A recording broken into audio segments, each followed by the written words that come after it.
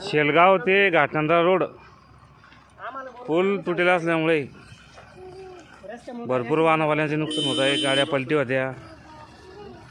आता सध्या इथे 407चं पुरं चेस तुटून गेलं, गाडी पूर्ण वर होऊन गेली इथे एवढा मोठा खड्डा असल्यामुळे।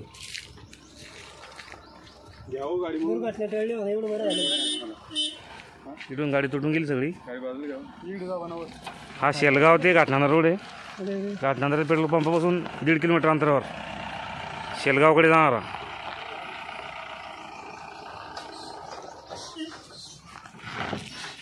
या अशी सगळी अवकाश झाली लोक आहेत इकडे।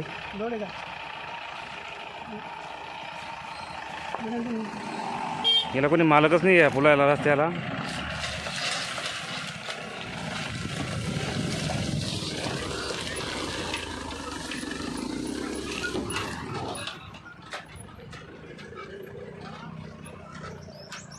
हा पुलाची पुऱ्या पणाला होऊन जाईल।